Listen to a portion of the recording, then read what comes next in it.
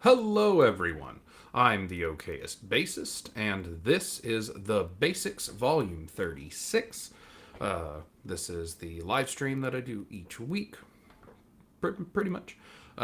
This is where it's geared towards new players, geared towards questions that new players may have. I am not a good player, but I'm also not a new player. I've played for a while. I have an extensive collection of basses. I have some knowledge in the playing. I would never consider myself an expert, but I do have some information and some knowledge that a new player wouldn't have, and I'm happy to pass along any information that would be beneficial to somebody who is new so they don't possibly make the same mistakes that I did. This is not a series of learn to do this thing, learn to do this technique when I am involved.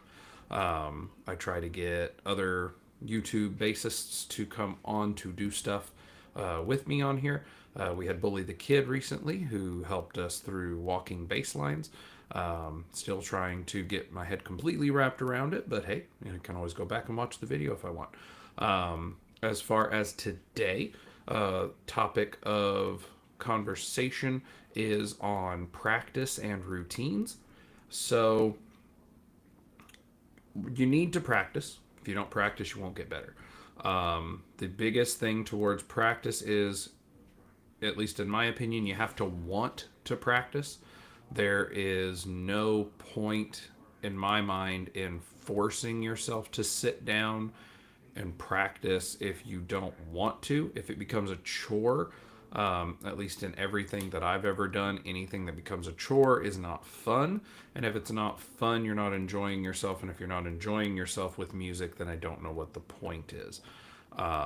So when you have a good practice expectation of yourself, for example, don't think, hey, I'm going to sit down and whether it's watch a video on a technique or whether it's I'm going to read a book, read an article out of a magazine, what have you.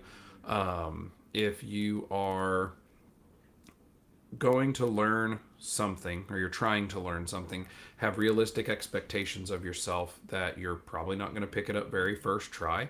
You might not have it by the 10th try, depending on what it is. I had asked last week if anybody had any topics they would like to be covered. I ask that every week. You're always welcome to put it in the live chat or in the comments of the video once it posts.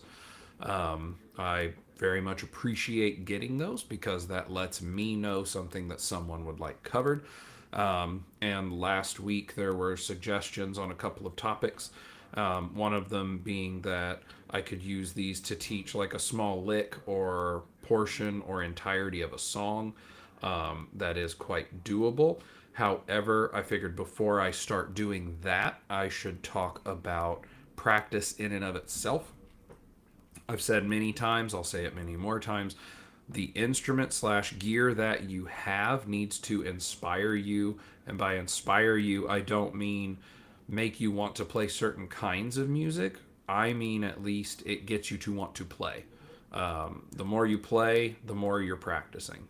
Playing is practice. No matter if it's a song that you've played 1,000 times and you know it end to end, that's great. Continuing to do that will fortify what that song has taught you.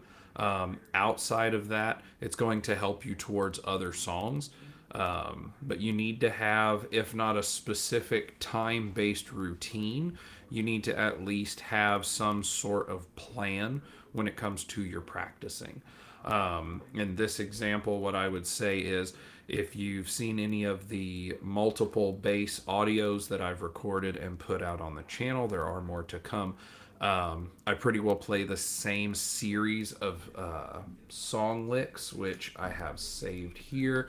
So I start with Feel Good Inc. by the Gorillaz. Very simple to play bass song. It's one of those that like everybody learns off the cuff. So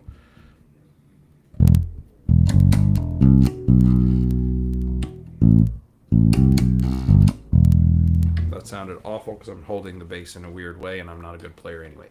Um, I play that. I move to Seven Nation Army. Again, another one which you could play this all on one string. You can play it differently.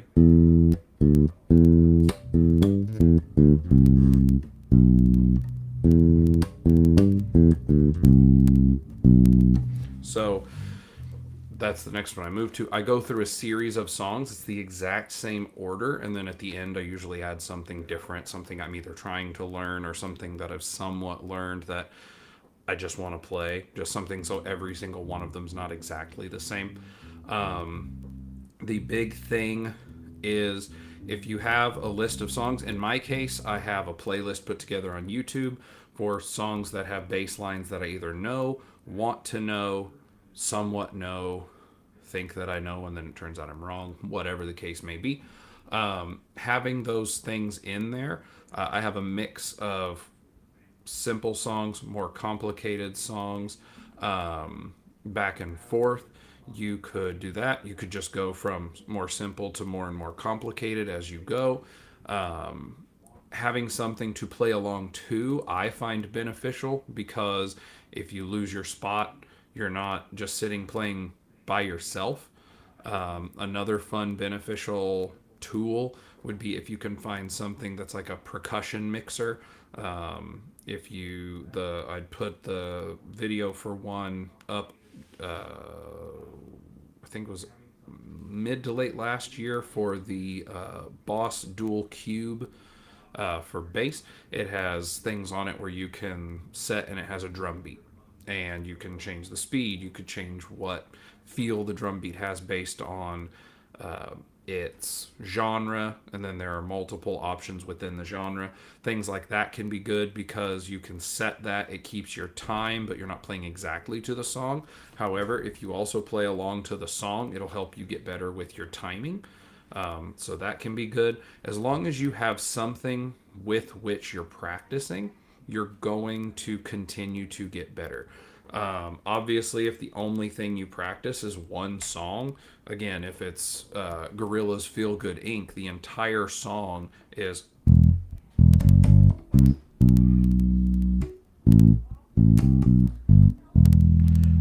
That's it, except for right before the first chorus where it does the. It's just a walk down. That's it. That's the entirety of the song. Is the one riff. Da da da da da da da da da. That's it. So you get plenty of practice on that lick just playing with the song because it doesn't vary. Learning that and playing that single song 1,000 times, you're going to be fine playing that song. It's not going to teach you to play other songs, but it will help you with getting a feel for timing. It'll help you get a feel for how to fret your instrument to make sure you're not getting a bunch of buzz, which I was getting buzz, but that's because I'm not a good player. Things like that. You're going to improve slightly from practicing a thing. Now, obviously, law of diminishing returns says that if you practice only the one song that much, you're going to get great at that song. You're not going to get great or good or okay at anything else if you never practice anything else. But you practice that song a bunch and use that information to learn a second song. Use the information once you've done those both a bunch of times to learn a third song, fourth song, whatever. Or once you've picked up a handful of songs or portions of songs, you're then able to turn around and apply that knowledge to learn new songs one at a time, or learn just licks of things that you like. For example, White Stripes, Seven Nation Army. It's the same lick all the way through, with one variation. Well, two variations that occur in the song, and that's it. Everything else is the same all the way through. Because if you're playing bass, because there is no bass, it's just the two. There's the drummer and the guitarist is doing the bass line, and then he overtops it with the electric guitar portion. So you can go through those things, get yourself more familiar with your instrument. Once you're familiar with your instrument, you're learning on working your technique. Once your technique is getting better, you're just adding things to your repertoire, adding things to your arsenal of what you can and can't do gets smaller as the things you can do get bigger. I like every now and then to find a song that I find interesting that I've never played. I will look up what the tabs are for it, or the chords at least, and then go from there to try to figure out the song. Or I play at church, so I have master sheets that I've put together of the chord lists for the acoustic guitar players, and then I just play over top of that, whether it's something simple, just roots to the kick drum, or whether that's we do a lot of like country western style stuff, so whether it's just, or if it's root and fifth, I'll try and figure those things out listening to the track, playing along, and then I'll try and repeat that a few times so that whenever I go to church on Sunday, I have somewhat it in my head and I already have played it, so it feels at least familiar, not just brand new trying to figure it out on stage. Adding new songs, taking out some of the old songs, leaving those to the side, and then bringing those back in later. When I was first learning, I would play through the same playlist every day. That playlist on YouTube that I was talking about earlier, things like Feel Good Inc., Seven Nation Army, Heathens by, I don't remember. My kid's going to see this and then yell at me because I can't remember. But Heathens, songs like, also there were a few, Motorhead's The Game. It has 3 parts, and then they're just put in there where needed, as far as the bass line goes, at least to the best of my listening ability. If there's more, then shame on me for not knowing Lemmy Kilmister's parts better, but I mean, that's what it is. But I have all these, and then I would go through every day and I would practice them in the same order, and then sometimes I'd go through and I'd shuffle the music so that I wouldn't have the songs in the exact same order, but I was still practicing the same songs. Even that little variation gives some change to keep things interesting.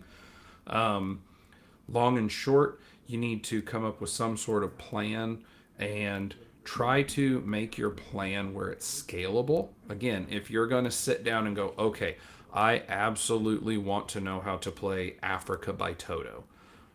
Okay, so sit down, find the parts individually, and practice those. Play it along with the song, see how well you can follow along with it. Once you get that whole song down, awesome. There you go. You've got one song down. Find another song you want to play. Practice Africa. Start practicing the other song. Even bouncing between the two. Maybe you practice one day, practice the other the next. Keeping that, again, you have the song you already know down, then applying what you already know from one song towards a new song, is going to help you improve overall. Now, again, this is geared towards the beginner player. This is stuff that I wish I had known whenever I first started playing. Learn one thing at a time would be my biggest recommendation. Don't go in and try to learn an entire album's worth of songs and at the same time try to learn how to do 3 different techniques, like, oh, well, I want to learn how to do 3-finger picking finger style while also learning how to do slap, and I think tapping is cool, so I want to learn how to do that. These are each things that if you feel comfortable tackling them all at one time, good on you. I would not recommend it because you will be trying to spread yourself really thin on what you're learning, and you might gain a very broad knowledge base, but it's inevitably going to be very shallow for a long period of time. Whereas if it's, hey, I really want to be able to play with more than just my index finger. I want to bring in 2-finger. I want to bring in 3-finger. I want to bring in 4-finger. Find something that lets you practice that until you're decent or good at that. Then start learning another technique. Just make sure you keep practicing that one technique, because you don't want to learn a thing and then throw it to the wayside to learn something new. and then come back and find that you don't really remember super well how to do the thing that you've already learned. You need to make sure to keep things refreshed. There are songs that I learned when I first started learning bass, that I would have to look up the tabs for it again in order to play it now, because I haven't played it in so long. Like Holy Diver by Dio. I used to play it a lot. Now I couldn't. I could figure it out, or I could go look it up, and then once I looked it up and started playing it, it would come back, like they say, riding a bicycle. But I couldn't just sit here and play it right now. And that's because I haven't played it in probably months. It's a song that I played before, enjoyed playing it, just haven't played it, found other songs I wanted to play. For specific songs and techniques, it's the same. I mean, if you learn how to do a certain thing and then you don't do it for a long time, you're gonna have to refresh yourself on it. So part of a practice routine would be just that. Make sure that you are implementing each of the things you've learned regularly in your practice. I am awful at slap. I understand in my mind how the techniques work. But the only song I ever practice for slap is Can't Stop, Won't Stop, because it's the one I wanted to learn how to play when I started learning. Every now and then I'll sit down and I'll play around with slap just for fun. It sounds awful, but I'll sit and I'll play around with it. That's about it. I don't see myself expanding into slap a whole bunch. Maybe someday I'll get the itch and decide that that's what I'm going to focus on. But again, it's a thing that I don't use. It's not a thing I'm ever going to, like, I'm not going to do it at church, which is the main place that I play, except at home for enjoyment. But I make sure to practice that little lick so that I keep it in the back of my mind, so to say. Sometimes I sound better to myself than normal, and other times I play it and it's like, that was awful. That was awful. I need to practice that more. You don't have to, don't let yourself get caught in the mind trap of, I have to do this thing, or I have to do this thing perfectly, or I have to do the whole of this thing. What I mean by that, if there's one part of a song you think is really cool and you want to learn that part and you're not interested in the rest of it. A big example, Schism by Tool. I can't do it very well, but I'll try.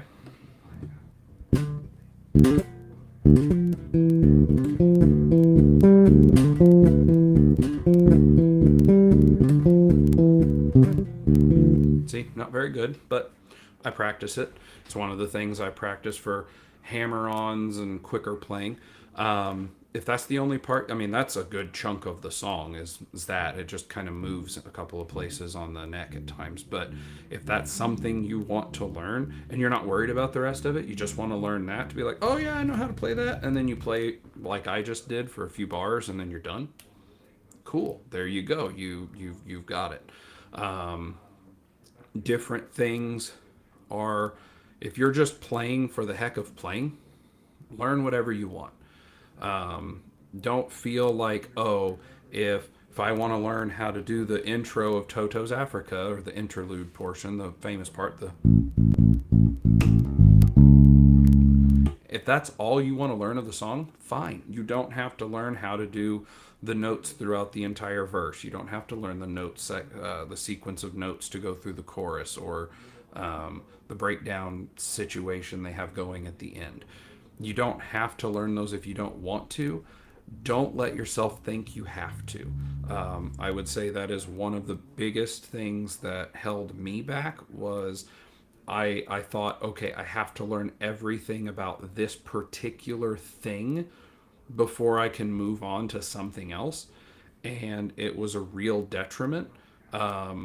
For example, I had originally looked into like music theory, and I was thinking, okay, if I understand music theory, then everything will be easy. And I start looking into music theory, and I kept digging just straight down as deep as I could find, because I had a very minimal surface knowledge on okay, I understand a major scale of,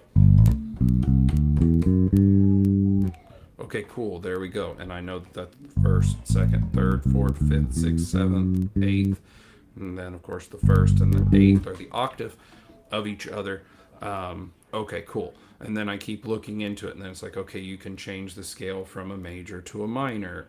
Then I start looking at things like the modes, and quickly found myself in over my head, having dug too deep. Much like the dwarves of the mines of Moria, I was digging too deep and too greedily, and found things I didn't need to find, which was a whole bunch of crap I didn't understand musically. The biggest thing for the practice, again, learn what you want to learn. Just like I've said about instruments. If you have an instrument you like this is a close Apollo 5, it's very nice. I really like this bass. I think of all, I can fairly say, out of all of my parallel fret instruments, this one is my favorite. I have I have a few, but this is definitely my favorite of parallel frets. I can't say it's my favorite out of all of them because that's a hard choice, especially with new stuff that's coming. Anyway, you need you need an instrument that makes you want to play it. If someone comes up and says, "Hey, do you want to learn to play guitar, bass, whatever instrument?" and you go, "Yeah, sure, that sounds cool," and then they hand you something and you look at it and you think, "This looks stupid, this looks boring, this is ugly, I hate it, whatever." If you're a big macho guy and somebody comes up and hands you a Hello Kitty pink Stratocaster and you really want a explorer body bass guitar with chunks cut out of it to make it look metal, then you're not going to be likely to pick up and practice that pink Hello Kitty guitar if you're wanting a metal machine bass.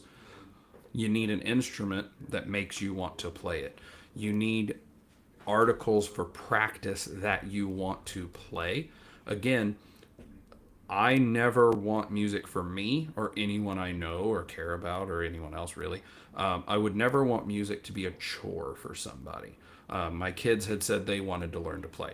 I started teaching them how to play guitar, started teaching them how to learn how to play bass, started teaching them how to play piano. It became a chore. It was, hey, do you guys want to practice today?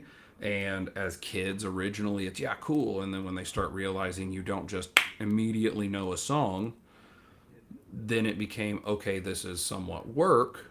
And that was okay for a little bit. But then that turned into, this isn't a thing that's more fun than other things I'd like to do.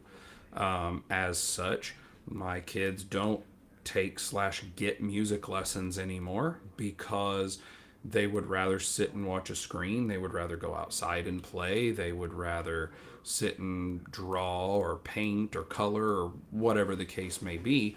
Playing music isn't a fun activity if there's something else to do. I have had one of my kids ask me somewhat recently, hey, could I do more piano lessons? I liked those. And my answer was, sure, we can do piano lessons when you ask for them at the same time you can do something fun. I'm not going to have the piano lesson be the I'm bored, so come take some time to sit down with me and let me maybe learn a simple song while also wanting just to play around and make a bunch of noise, which is fine. That's part of the fun of learning an instrument, especially as a kid. But I'm not going to have it be, hey, I'm bored, come teach me stuff because I don't have anything else to do. At the point that my kids are sitting watching television or watching Netflix, whatever the case may, something on the a screen. At the point my kids have a screen in front of them and look at me from the screen and go, hey, instead of this, which I could be doing for the next hour or whatever, could we go do music? That's when I'll start doing lessons for the kids again, because no one wants to have work if they don't have to. People prefer enjoyment. I don't want anyone out there to be looking at their instrument and going, man, that's a cool instrument, but Right now, I'm working on trying to figure out how to XYZ insert whatever, and I just don't feel like working on that right now. Then do something else. Do something that gets you playing the instrument. If right now you're having a really hard time with whatever. Maybe you're trying to figure out how to play Rage Against the Machine. Um, oh, now I just lost the song. It's the one that says, "Fuck you, I won't do what you tell me," about a million times. Roast me in the comments because I can't think of the name of the song. But if it's that one, you just really want to figure out how to play that song, but you're having a hard time because the fingering's a little complicated, or maybe the time's a little difficult for you, things like that. If you are having a hard time getting it and you don't want to practice that, that's okay. Practice something else. Practice something fun. If it's, again, this is geared towards beginners, so it's not like anyone out there for whom this is geared is out there getting ready for a gig they have to play of, oh, I just don't want to practice that song that I have to play tomorrow night for a crowd. You're a different audience. You are not a person that needs to be listening to me because you're playing out and about for people. Yes, you should still practice. You should definitely practice. But again, this is geared towards newer players. If there's a thing you're trying to learn and that thing isn't being fun, I am not saying give up on it and don't practice it at all. What I'm saying is give yourself a chance to get into the instrument and play before you just immediately give up on playing anything at all. It will be better for you. You'll have a more enjoyable time. Again, if you're trying to learn the Rage Against the Machine, the what is it? How does it go? How does it go?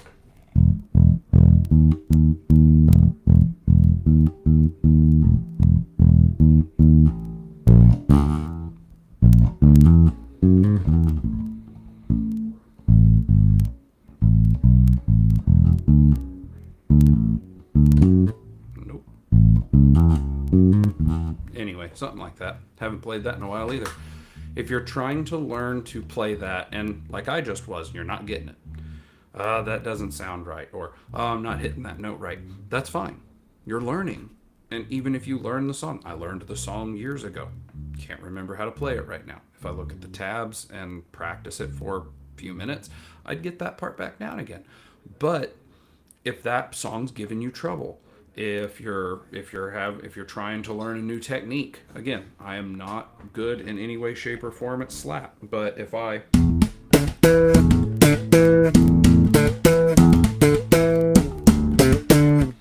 not good, kind of okay, not so much at slap. But if you're trying to do that, and you're like, man, I'm hearing this B string and the E string are buzzing while I'm trying to play, and my slap sounds awful, and you're having a really hard time getting it down, that's fine. Keep practicing it when you feel like it. Practice something more enjoyable after. If it's okay, I'm not understanding, I'm not grasping, I'm not getting a hold on, can't stop, won't stop. Don't just get upset and hang up your instrument and be done. If you still want the instrument in your hand, you still want to play the music, find something you want to play. As long as you're still playing, you're helping yourself get better, or at least keeping yourself from musically atrophying.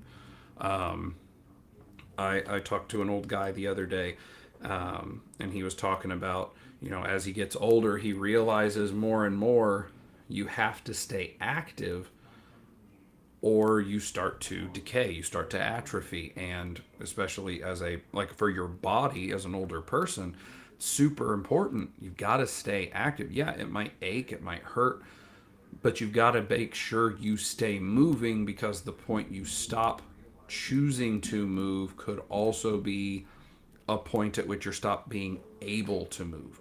You might end up deteriorating to the point that you can't get up and do those things you want to do because before you just didn't feel like it, or it was aching, whatever.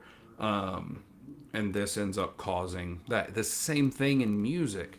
If I were to uncover my piano and try to play, I think I could still manage to play two or three of the songs that I used to know. I used to know a bunch of songs on piano. I could probably play two or three of them, and that's about it now. I've not sat down and studied piano for a long time, years. For guitar, if I were to have a guitar and grab one and start playing it, I used to know dozens of songs, full songs. If they were something with like rock and roll, I didn't know solos, but I could sit down and play dozens of songs. I probably couldn't remember most of those anymore without, again, a slight refresher. Excuse me. It's the same thing. You want to keep practicing even the stuff you know to keep yourself from deteriorating and being unable to do that. Again, I used to be able to play that Rage Against the Machine song, no problem. Used to be able to sit down and just pluck the whole thing out. Now I can't. I'd have to look it up to refresh because it's not a song I've played. So there's another tip even I could use is keep a list of the stuff that you know so you can go back and revisit it somewhat regularly. There's a tip that I should listen to. If only I had me around to tell me stuff. But again, practicing what you already know, practicing something you've practiced 1,000 times, not a problem. You could go with the old Bruce Lee quote: I don't fear the man who's practiced 10,000 kicks. I fear the man who's practiced one kick 10,000 times. If you've played the riff from Feel Good Inc. 10,000 times, you could play Feel Good Inc. professionally at that point, unless you've been playing it awfully every single time and just forced badness into yourself, which, again, it's a simple riff. You're fine. But if you've practiced it 10,000 times, you're probably good at it. And since that riff is the whole song, you're good at a whole song. Good job. If you've practiced it 10,000 times and you go on to 50 different songs, I'm not saying you'll forget how to play it, but it's possible. You could forget, and again, need a slight refresher in order to remember how to do it. But if you touch up on it regularly or infrequently, you will keep it in your head, keep it in your mind, and it will just keep you playing a thing. As long as you're playing a thing, even if you're putting a whole bunch of horrible notes together, improving something, and you're like me and you're awful at improv, you could still be practicing. And again, even if all you're doing is playing random notes and you're noticing you're buzzing strings, so you change your technique slightly so you're not buzzing on the string when you're plucking it, that's an improvement that's going to help carry to other stuff that you learn. So again, practice things as frequently as you feel. Don't make it a chore. Don't make it, oh well, I got home and I had from work, I had supper and taking care of all these chores I needed to do, and well, yep, it's already X time, so now I've got to go practice for 30 minutes and I don't want to do it. If you don't want to do it, don't do it. Don't force yourself to practice unless this is a professional thing you are doing, in which case you don't need to be here. And if you're just a hobbyist, don't make your hobby a chore. Now, if it's something like, oh, I haven't practiced in days, I haven't practiced in weeks, maybe you do need to give yourself that little kick. But if it's something you're not enjoying, then maybe it's not a hobby you need to keep going for. I mean, I've known plenty of people who have had a hobby for years and years, and then finally one day they realize this just isn't a thing I like anymore. I've had friends who have sat and watched hundreds of hours of like anime, and then new shows come out. They don't want to watch those. They don't want to watch reruns of their old shows they liked. They just realize, you know what? Hey, I'm not into that anymore. I have a new thing that I watch. I have a new hobby that I do. I have a new thing that brings me happiness and entertainment. There's nothing wrong with giving up a hobby that isn't bringing you the joy. Life is too short. Things are too expensive. It's hard enough to get free time away from work and required tasks at home to spend any of the free time that you have on something that isn't making you happy. If you have an instrument or a wall of instruments, a room full of instruments, and you're telling yourself, oh, I've got to practice, I need to play that one because I haven't played it in a long time, and otherwise it's a waste of money that I bought it. Or, well, I have all these things, I need to go use them because otherwise then all of the time I've spent. What happened in the past is in the past. Hear that. What happened in the past is in the past. It can still shape us for the future. It can still help us make decisions in the present. But what happened then shouldn't tie you down to now or the future. If I found that every one of these instruments was unappealing to me, and that sitting and playing music no longer held any happiness for me whatsoever, that the enjoyment of playing music just to be playing music was gone, I would get rid of everything in this room that had to do with music. Because there is no point in saying, oh, well, that one cost me this much, that one cost me this much, this one over here, by golly, I had to save up so long to be able to afford it. If it's not getting you enjoyment now, get rid of it. Unless you think you're going to come back to it. Maybe don't get rid of everything. But again, this isn't me trying to be a gloom and doom either, saying practice or quit. I'm not saying that at all. What I'm saying is, if you don't want to practice, figure out why. Do I not want to practice because I don't like my instruments? Are they not inspiring me to continue playing and practicing? If that's the only acceptable time that a new piece of gear, as far as something to replace something you have, if it solves a problem. Talked about that on a different live stream. But if you have a problem, and if the problem is a certain sound you need, okay, there's probably gear. If you don't have a thing to do it now, get the gear that can do it. If you need to play something that requires a 5-string bass and you only have 4-string basses, then you need to get a 5-string or a 6-string or 9-string, whatever you want to get.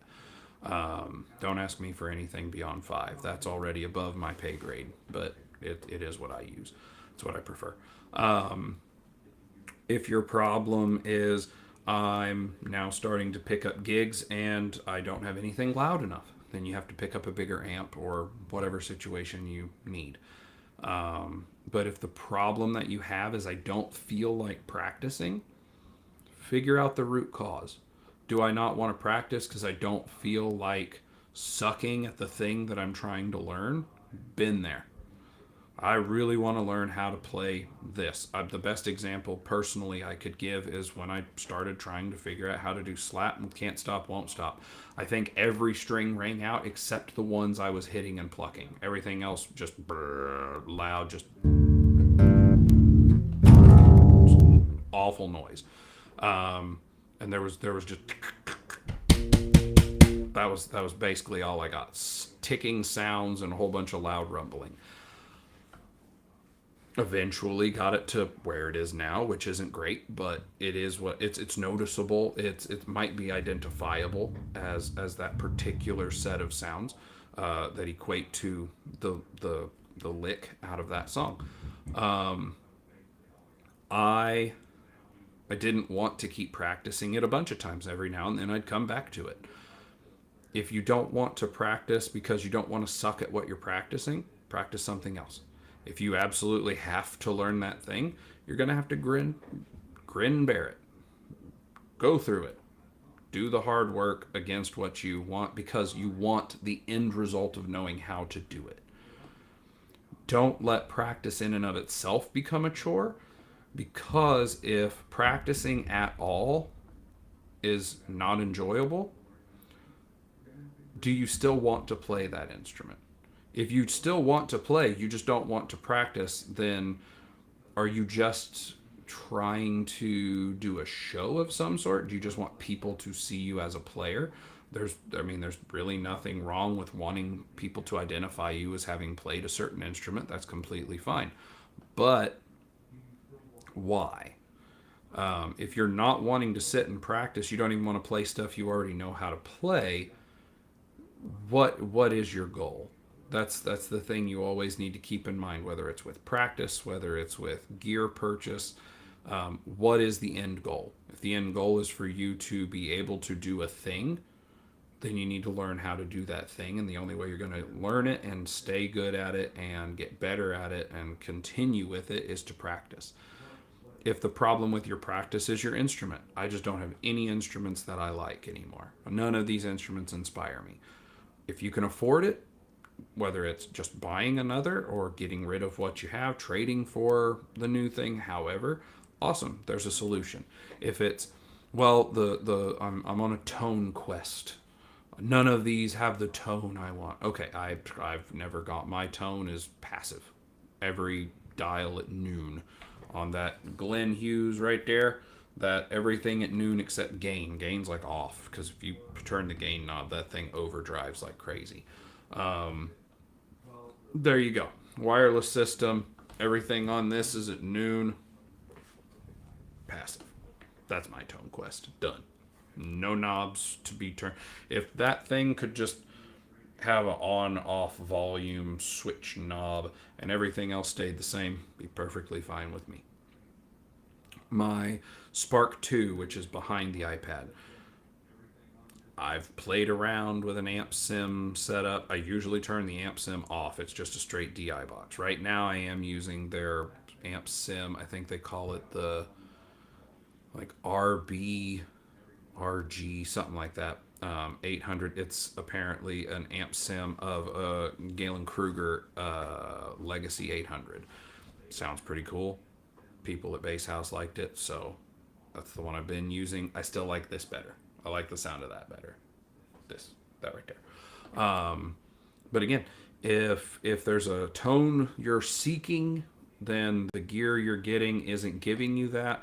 Seek out someone who has that tone. Seek out someone who knows how to get tones. Worst case scenario, go to the internet, look around there. Be prepared to empty your wallet and everything with it, because everyone has an answer on a thing that worked for them, but it's not you. In any case, you need to be practicing. If the problem for your practice is gear related, there are ways of fixing that. If the reason for your practice isn't gear related, my problem is I don't want to practice and my gear is fine. I love my bass, I love my amp, I love the sound that it makes. I just don't want to practice. Okay. Then you have to figure out what the problem is. I don't want to practice. Why? I don't know. Okay, well, then practice. I mean, you can make a flow chart of it if you want, but if you just don't feel like it, again, if you just don't feel like it today, oh, I practice every day for 30 minutes a day.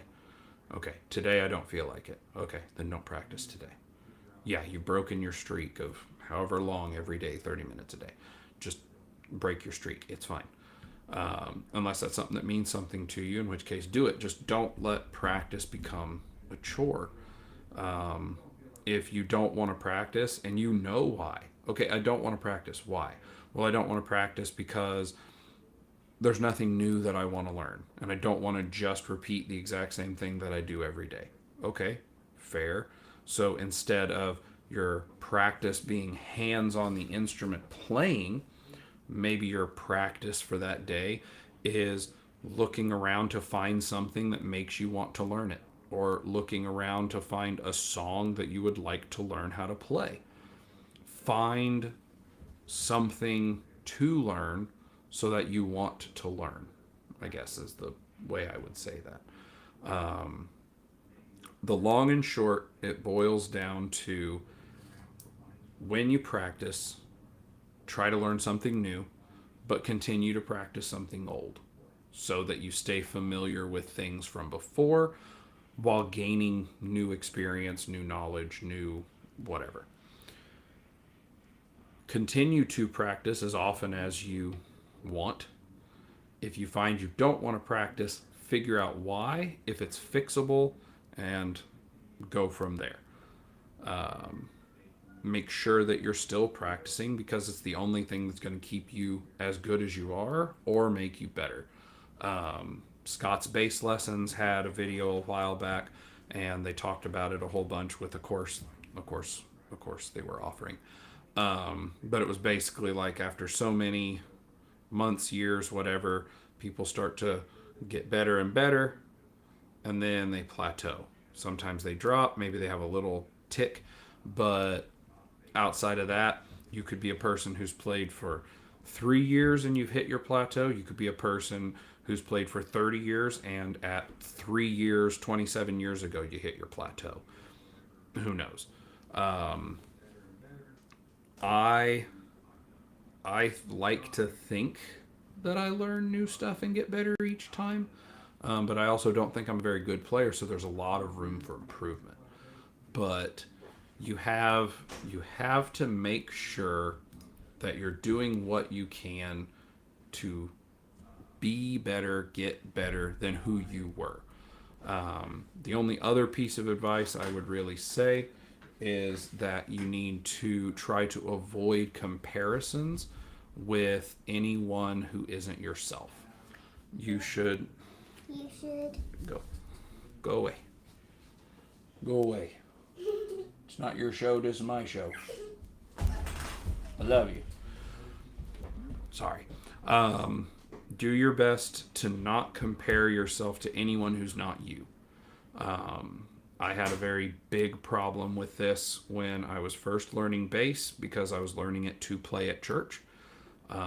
Eventually, they basically said, "Hey, you're not as good as we need. Keep practicing if you want, but for at least the foreseeable future, we're not going to ask you to play." And that was fine because I wasn't good. I got better, and now they're letting me play the vast majority of the time now. Makes me very happy because I love playing bass way more than I like playing guitar. And it makes me happy to know that my skill set improved enough that I am allowed to play there. It makes me very happy. It's one of the key reasons I kept practicing was not so much the I'll show you mentality, but the I'll show me mentality. I will show me that I can be good enough to play there, and then if they give me a chance, I'll do it. And then that happened, and then they were like, "Oh, hey, you're actually okay."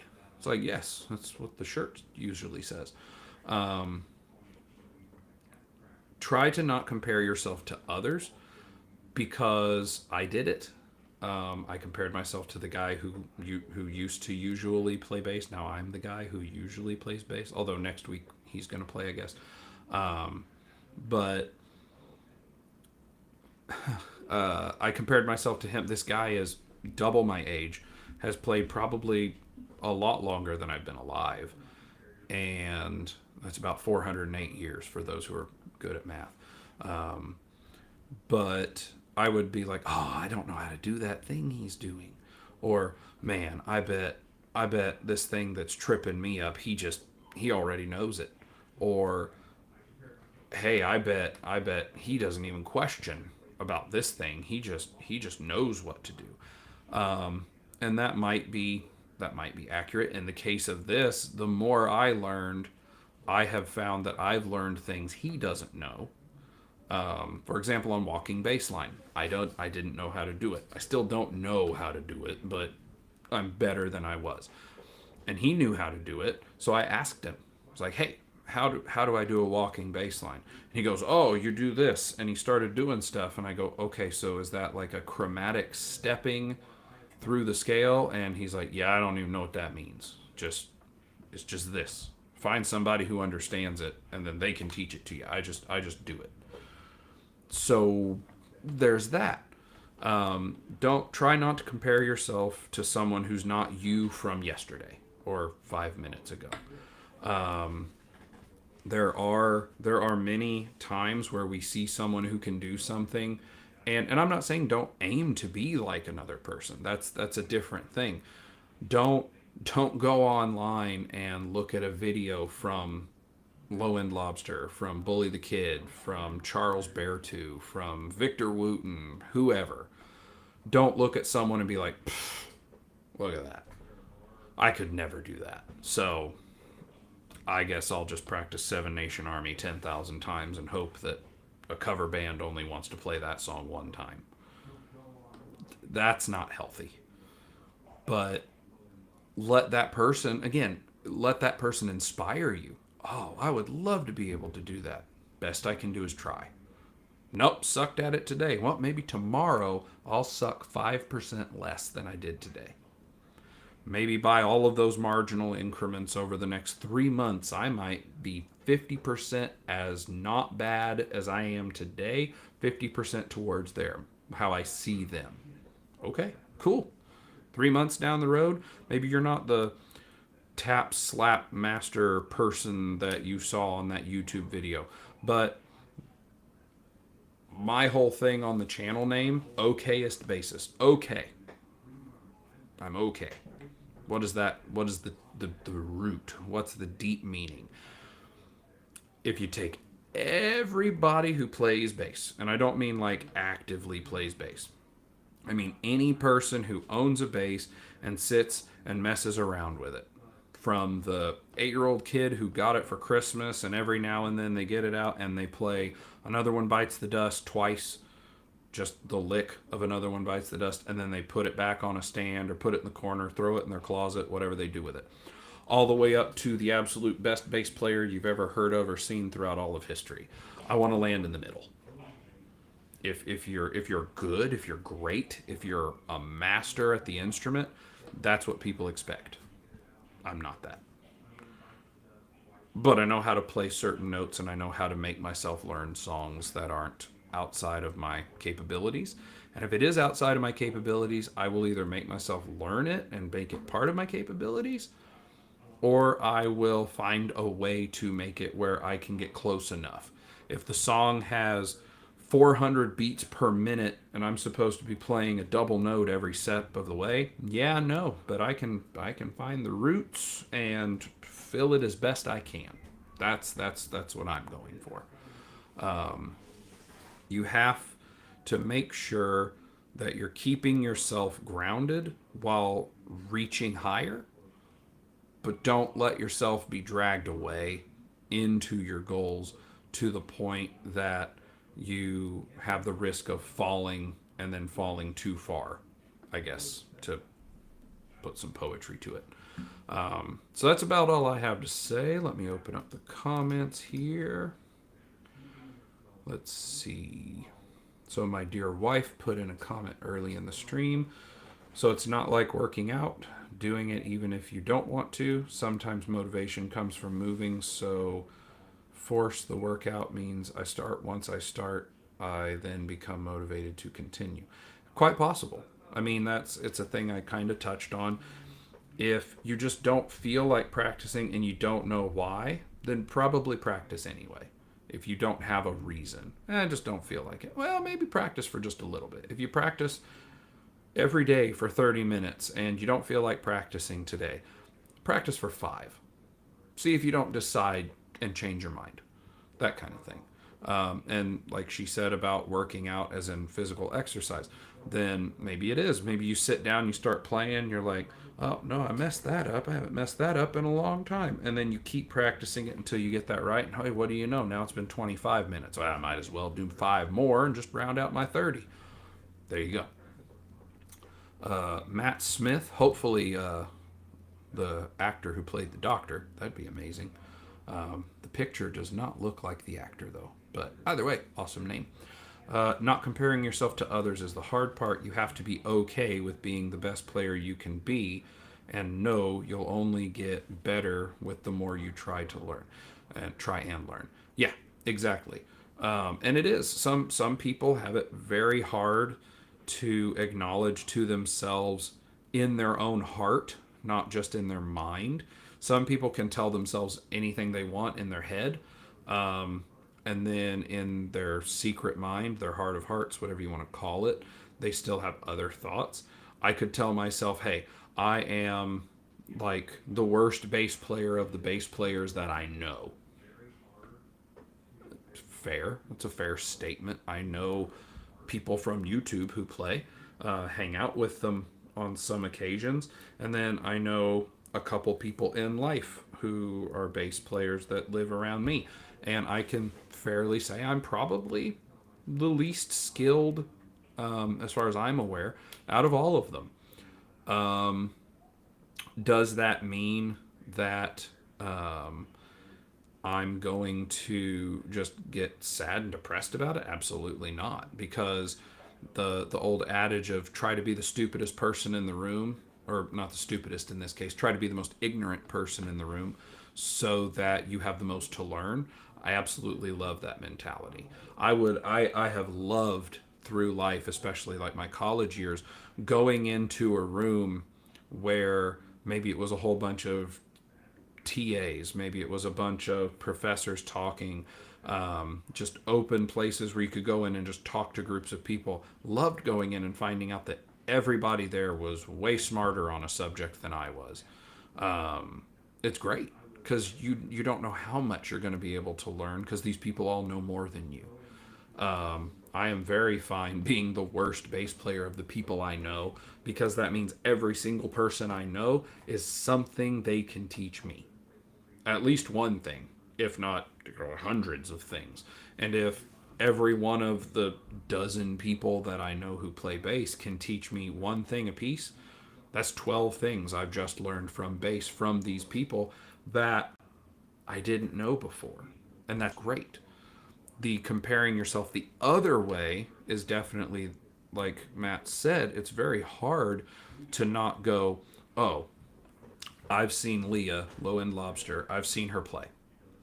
Just saw her through this week. Holy crap. Anytime that she'd make a face and be like, ha, I messed up. Didn't even know you messed up. Everything sounded great. And then what you did that was supposed to be the right thing sounded great too. I don't know enough to know that you messed up. If you hadn't outed yourself, I'd have never known. And that's fine too. You can't look at that person and let it demotivate you. That's the hard part.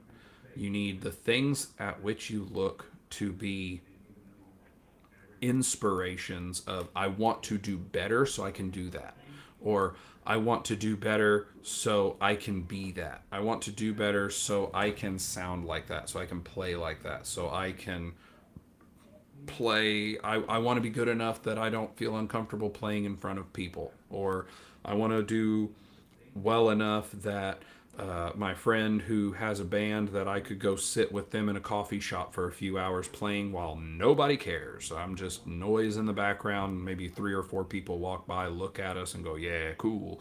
Or someone comes up at the end and goes, hey, what kind of bass are you playing? There you go. Not comparing yourself negatively is tough. It's hard to not see all of these people who can do stuff that you can't and be like, well, never going to be able to do that. Try. And if you can't, keep trying. Someday you might get it. You never know. And if you don't get it, you'll at least, as long as you're having an interesting or fun time doing it, then the time wasn't wasted. As long as you enjoy your time. Enjoyment's the thing you got to shoot for. Again, life's short. Money's hard. You gotta work. You gotta take care of house, home. Gotta take care of family if you have one. There's all sorts of things that take away our time. Make sure the free time you have is being enjoyed. And if it's enjoyed, enjoy it as fully as you can. If the thing you're enjoying isn't bringing you full enjoyment, maybe look for something else. I don't know. If you're playing guitar and it's not as happy of a time as you want it to be, switch to bass. If you're playing bass and it's not as exciting of a time as you want to be, send me all your basses and get something else. There you go. Matt Smith said, sorry, not him. Okay, well, dang. Not internationally renowned actor Matt Smith following my podcast. Wow, what a shocker. 195 whole subscribers, and not one of them's not internationally famous. Let's see. I'm really bad about outing myself when I make a mistake. I tell people even though they don't see it. It's something I need to stop doing because all it does is make people feel uncomfortable. Yeah, I'll give that 80% to you. We actually have like a long running joke in the praise team at my church where everyone could play the wrong note for half a song, and as long as we all end on pretty well the same note, that we could mess up half the song and half the congregation will not know at all, and they will still compliment us saying that we did a great job. We've had we've had some songs where the last verse, chorus, and the tag just train wreck all the way down until the drummer screams into our monitor, into his microphone that we all hear, of "end it now," and we all just hit a final note. And we've had that happen where a whole train wreck occurred. Nobody ever says anything from the congregation about, "Oh, you guys really messed up that last song." However, the other side of the joke is, if anyone makes a mistake, anyone on the praise team is liable to look at them, chuckle and smile, and go back to what they're doing. If you're in a band situation and your bandmates notice that you messed up, as long as your bandmates aren't just complete jerks, everyone might notice, and they're probably not going to point it out unless it was like a very big problem. If it's like you hit a couple of notes wrong or you messed up the timing for a little bit, as long as you get back on track, we're all artisty, musiciany, music play people. We're typically not going to be jerks to each other and be like, "Wow, you screwed up that whole song all on your own and everyone hates you for it." Typically not going to happen. If it does, you might need better friends. But on that same note, if it's something like a practice situation and you mess up and you're pointing, now if it's like you hit one wrong note and you call the whole song to a crashing halt so that you can announce to everyone you made a mistake, yeah, don't do that. Let everyone continue to practice.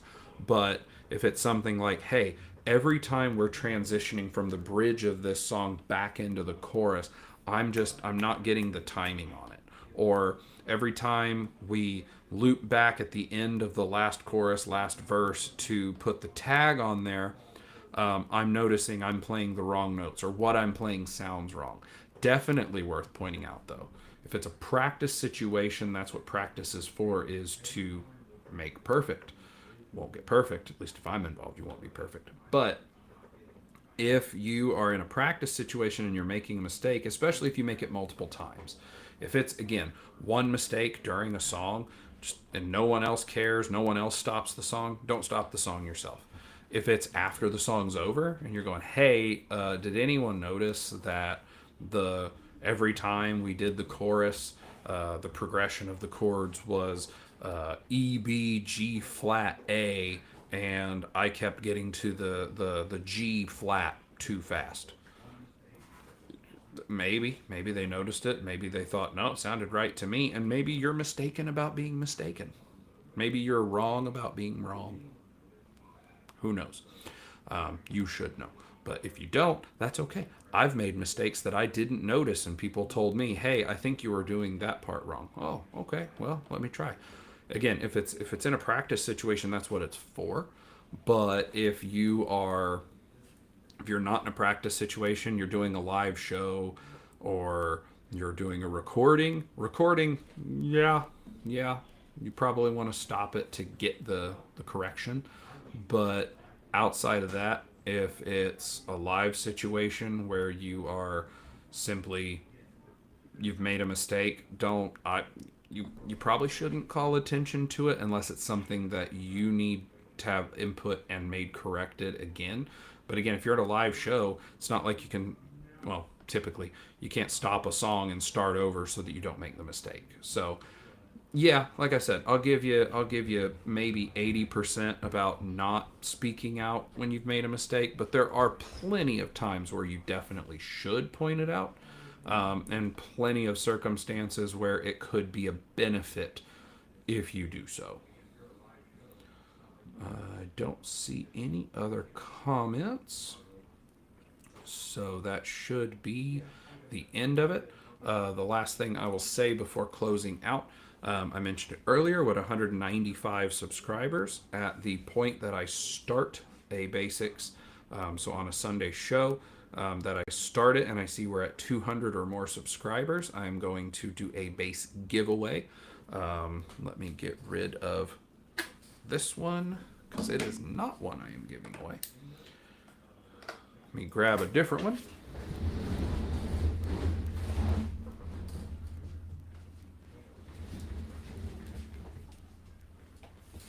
So the instrument, I will be giving away one it'll be an option between two instruments. One of those, the strap isn't even attached to anything, so let's get rid of that. So one of the options is this. It is a Jackson. I don't know the model number. It's like JS something. Does it say? Nope. It is Jackson Minion. It's a ultra short scale at 28.5 inch. It's white painted with a maple. Has the black headstock, which I think was a bad choice, but it has the black shark fin inlay. It's not in the best of shape because it's definitely been used. It does have, of course, D'Addario ETB 92-S short scale tape wound strings. This is one of the options. The other